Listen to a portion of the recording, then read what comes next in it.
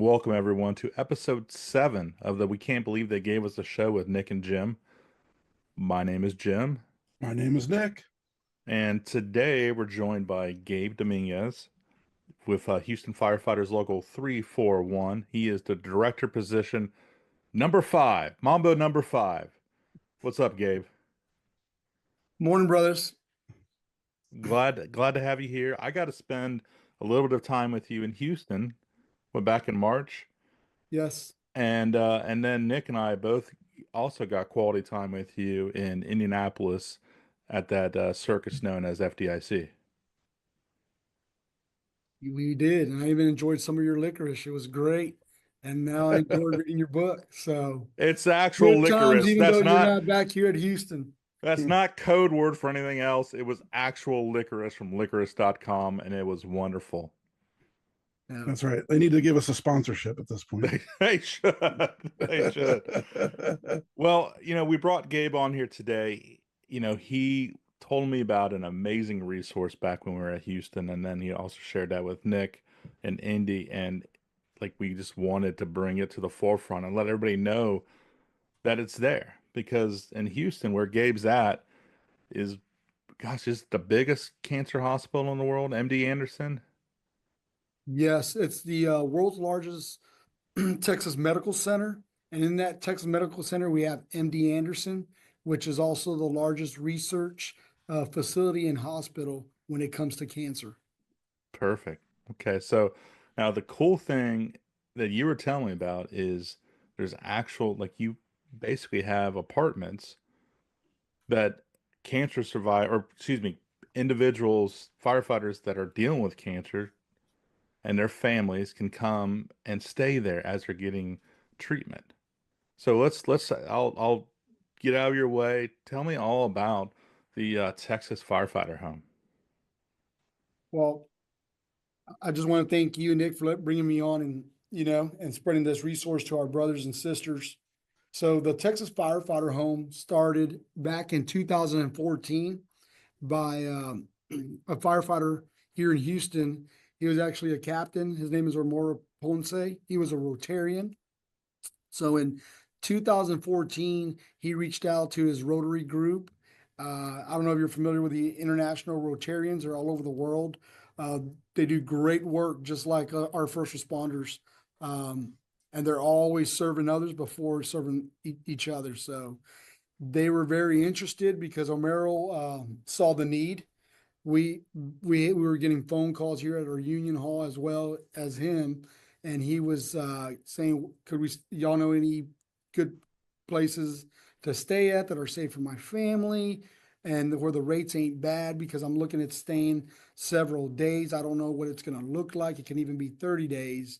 And some of them, the firefighters that were coming in, were even asking if we can hook up to our electricity and be able to stay at some of the firehouses. So Captain Romero saw that need, and he decided to take it forward to the Rotarian group. And they started with 2 hotel rooms right across from MD Anderson at the Jones Pavilion Rotary House. So from there, it was the start of it. It got really full really quick, just having 2, because as firefighters, we're constantly making incidents where it's hazardous, there's carcinogens, so our exposures are happening 24/7, just like our shifts. So and it got classified by the IARC and the WHO organization as a group 1. So it's carcinogenic. So we're seeing a lot of firefighters coming down here with various forms of aggressive cancer, from a stage 1 all the way to the 4. And like we said, we wanted to fill that need. We started, the biggest stress that firefighters had when they called was housing. We started it back in 14. We got out of the Jones Pavilion because we wanted firefighters to feel more like they're at home. So that's why we're titled as the Texas Firefighter Home. We decided to go into apartments to give them some place where they can also start cooking their meals, and kind of make it home, since they're coming from all over the country. So we started with 2 apartments in 2016, And now we've grown all the way to 8 apartments. So the Texas Firefighter Home provides short-term housing, and it's not only for firefighters, it's first responders, and which is police, fire, and EMS. It's also open to active and retired, paid and volunteer. Um, and it's a very easy process. We have a website that's texasfirefighterhome.org. You can click on the tab, on the menu tab, and it'll drop down and you go to lodging and you fill out an application and you show some sort of identification that shows you that you're a firefighter or first responder in your town, city, um, is the proof that we need. And we process everybody within 24 to 48 hours. We let everybody know which apartment they're going to be staying at. And it's all turnkey.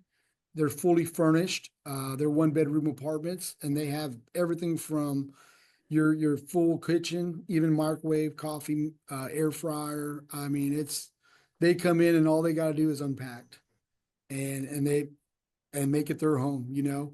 And the stories that are left in there, we have journals left out on every counter. It's not mandated, but the stories there, like it would make a great book. It's amazing to be able to take that stress off from our brothers and sisters that we see coming in there. You know, they just break down and it's a 1 bedroom apartment, but the cost is so high in the Houston area near the Med Center. It's the apartment, the hotels are about 150 to 250 a night is what you're looking at. And when we ran analytics, we ran data back all the way going back to 2018, and we saw where we're able to save firefighters and family over 180,000 because we also found out that firefighters are staying there from 7 to 10 days in that process when they're getting treated or they're getting diagnosed or they're getting a plan of a treatment for their cancer. Um, so it's a great resource. It removes a lot of stress, you know, and when you're going through that cancer journey, we don't want you to stress. You know, we want to make sure that you're able to get healthy and hopefully get well and get back on the job. You know, that's what every firefighter wants to do. They want to finish their career with, you know, 20, 30 years and then be able to enjoy their retirement. And that's something that we here in Houston, we want to help other brothers and sisters coming from all across the country. It's such a noble thing that you guys are doing. So, so we kind of touched on it a little bit, but so let's say I was diagnosed with cancer. I'm going to go, you know, to MD Anderson. I apply. Is there a limit on who's allowed to stay with me? How does that work exactly? So we always want someone, we call it a caregiver. We do need someone to stay with that firefighter there at the house. It can be it doesn't have to be a family member. It can be a friend, but we recommend that someone stays with that firefighter all the time. So the only disqualifier, we don't allow pets. Gotcha. But it can be, like I said, any family member or friend is able to stay with y'all there. They are 1 bedroom apartments. They're twin beds, but you're able to separate them and put them together. We've gotten a lot of recommendations that our members didn't want one queen bed. They wanted 2 separate beds. So when they get up through the night, they don't wake up their friend or family member. So they're able to separate the beds. It's really great. So, kids and everything are okay to come as well if you have more than. Yes. Gotcha. Mm-hmm. That's great because you know, obviously it's the person's support system, right? That Yep. being with them, and I'm sure that takes a huge burden off their shoulders, knowing that they don't have to necessarily worry about paying for a hotel or something along those lines. So, Yep. Yeah, Nick. So yeah, you can bring family, you can bring friends. We would love to be, I get it. We brothers and sisters have their therapy dogs. It's just the apartments. We're not allowed to have pets, but yeah, we recommend that they bring a support we call them caregivers, but we like our brothers and sisters to have a caregiver because sometimes those journeys are pretty rough, you know, and they end up needing a lot of support. Gabe, do you know? I'm just curious, and after being around for over 10 years now, do you have an idea of how many individuals have stayed at the apartments? Yes, I Jim, I should have that number ready. I should have given you the heads up that I was going to I ask would have that, but I was said, just curious. well, the number, I think we're close to about 500 that have come through from 2014. But what we have is a lot of members that come several times in that Yeah. journey. They're finding that battle. It's a long-term battle. It's not a short-term battle for some. And unfortunately, when they're coming here, a lot of them that we see are stage 4. And they are getting treated for several years, not just 1 year, and they're able to go off. We have several brothers that come in from as far as Washington State. They're coming in every other month for treatment. And you qualify. There's no cap on how many times you can come in and use the apartment. And it's not only for cancer, it's open for any illness or injury, but majority of our brothers and sisters are coming down here for cancer. What about our spouses? The spouses as well. I did, so if a spouse of an immediate, if the spouse has an illness or injury, they qualify as well, or the child, as long as they're married they're part of the immediate family of the first responder. So they're part of that family. They're able to use the house. Yes, we've had firefighters that their spouses were very ill and they came in, they flew in and they used the house as well. So That's that's just tremendous stuff. yeah, You know, I'll go on a little soapbox for a second. Is that okay? absolutely. Yeah. And Nick's like, no, Jim, don't, please. No, like I just know, like I remember when I had my diagnosis, trying to figure out where I was going to go, what I was going to do, how I was going to take care of this, what my options were. It was just a lot on the plate to try to figure out. And fortunately for me, my cancer was, I mean, it was surgery. I had to have surgery and I was good. And I was able to do that, locally at Ohio State. But I can tell you, I was willing and to go anywhere and, for the best possible treatment outcome. Um, and, having this, what you have as a resource, like, I mean, to me, this would have put this as an option. Like, where before I wouldn't even probably have looked as an option because it would have been just the logistics difficulties, but you really have figured out, like you said, there was a problem and you guys came up with an amazing solution. And if it means that, if they can go there and get amazing treatment and just focus on getting better and not have to worry about, or at least avoid some bills, it's huge. Because, I mean, there's a lot of us that do have firefighter cancer presumption, but there's a lot of us that don't, that aren't eligible, um, or we pass the perimeters. So, again, anything that you can do to lessen the burden and allow the firefighter just to focus on getting better is absolutely amazing. So kudos to you guys for doing this. It's huge. Thanks, brother. Yeah. So, Gabe, let me ask you this. So, if you guys are obviously, I assume, a nonprofit organization as part of for doing this and everything like that. So, if I'm a listener, or, somebody out in the community, how can I help the Texas Firefighter Home continue its sustainability? So there's a couple of things we do. We do some local fundraisers here in Houston. But like if you're listening in today, you can go to the TexasFirefighterHome.org website. There's a donation tab that you can go on there and click on and donate whatever amount that you want to donate. And our biggest fundraiser that we do is we have a gala every September. This year falls September 13th at 6 p.m. here in Houston, Texas. So yep, if you can go on that website and you can donate, we're a 501c3. 100% of the donations that come in go straight into the home. Nobody on the board is paid a dime.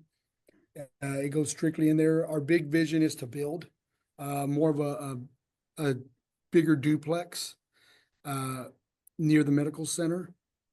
But right now where we're at, we're trying to get to about 8 apartments, and there's a need for 8 apartments. We'd like to get to 8 and then see how it goes for the next 2 or 3 years because of the operational costs, what that's going to look like for us.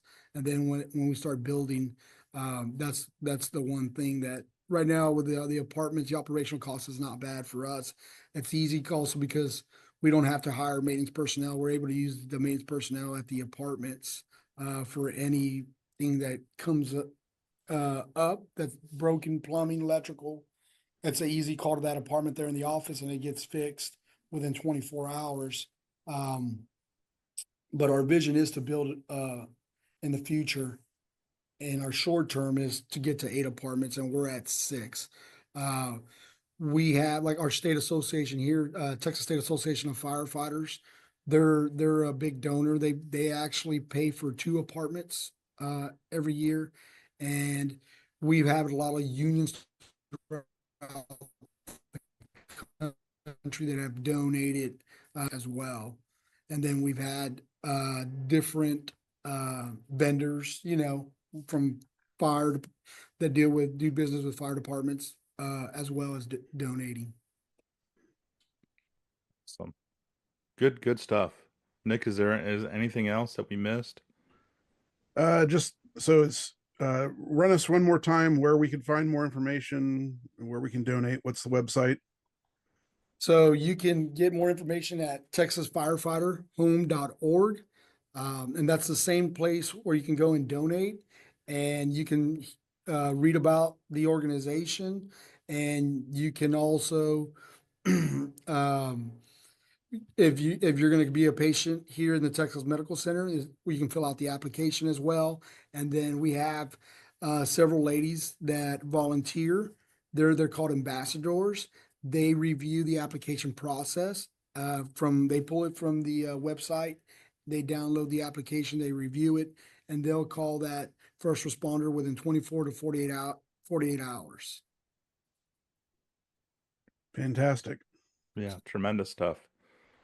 Gabe, is there anything else we missed? No, brother, I appreciate you telling us about your journey with your cancer. Appreciate it. I'm glad that you're doing well. And like I said, like you brought it up, there's a lot of states that don't have the presumptive illness, so this is a huge resource, or their presumptive illness is capped.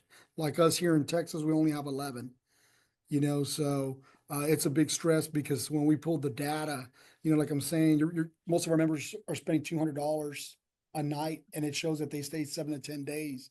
So you're looking about $2,000 a month that firefighter has to pay, and then if it's not a presumptive, it's coming straight out of their pocket. So It's yeah. already a stressful time, and if you can just remove that stressor, I mean, again, you're allowing that firefighter to focus on getting better, and that's what really truly matters. Yeah, absolutely. I think my opinion, it's a form of like paleo care, and it shows when it comes to cancer research that paleo care is a treatment within itself when you're going through that journey, so it either ends the life of that person going through that journey. I see it most of the time. We're part of that paleo care for that first responder. Yeah. Oh, perfect, man. I can't appreciate you enough. I'm so thankful and grateful that I met you in Houston, and I know that this is just really the beginning of things with us. So I'm happy. I know Nick and I are really excited to get this out there and let people know. Hopefully you're able to come to Beaver Creek and you can talk to people firsthand there as well, and share that this is a resource as well. I mean, having the Firefighter Cancer Support Network there, I mean, just there's all sorts of great organizations that are trying to really take care of us and our families. And it's needed because we do have that increased risk, compared to that general public. So I love that you saw a need, and I love that you put this whole thing together. It's absolutely tremendous. It's just a happy story. There's so much crap in the world today. I'm just glad that we have you and have this house. Yep. Yep, that's Absolutely. what we do as first responders, take care of the public and then ourselves as well. So, that's our mission, take care of our brothers and sisters. We're excited to go up there, especially now that the theme is the Big Lebowski. Big Love Lebowski. it, That's brother. right. That's one of my favorite movies. Like, Hey, and it's gonna be fun. it is That's going to gonna be be, fun. yeah, I'm constantly trying to think of the silly stuff that we can do regarding that. yeah, I'm very excited for it. A matter of fact, a firefighter that comes down here for treatment. I'm gonna fly into Michigan again, and we're gonna make a drive from his home to the symposium. Oh, Okay, that's wow. fantastic. Yeah. Yeah, I think he says about a 5 hour drive from Michigan, I guess. Yeah, From yeah. Lumberton, Michigan, I believe we're coming from. Yeah, we can get into Michigan in what, about 3.5 hours? Hmm. Yeah. Yep. So he comes down here pretty often. So we're gonna be down there. I'm a man, and I appreciate what y'all do. I really do. Y'all do some good work.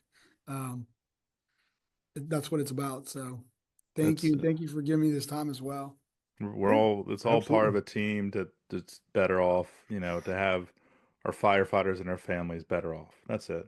Yeah, and we collaborate with the Firefighter Can Support Network. They put us as one of the resources. They send us a lot of members. They get the phone calls. Like I think our regional guy is Curtis Dunn. Hmm. They end up calling him from like brothers coming in from Arkansas or Oklahoma. Curtis has a direct line to me. He'll tell me, give me heads up or send me a text to call this person. So yeah, we collaborate with them a lot. They use us as one of their resources. As long as the Astros aren't playing the Rangers, right? Because Yeah, he's a good old Arlington boy.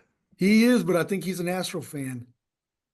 I Mm, think mm. he keeps it taboo, though. I think he doesn't really say it. It's Oh, Vince. you just blew his cover, man. Yeah, I did. I had to do it to him. All right. Well, Yeah.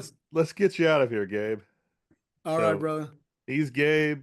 That's Nick, and I'm Jim, and we will just talk to you next month. We'll have all the show notes online that everybody can look and figure stuff out too if they want to go check stuff out. If they can't remember the TexasFirefighterHome.org, right? Yes. All right. So All right, brother. see you guys later. Later. Take care.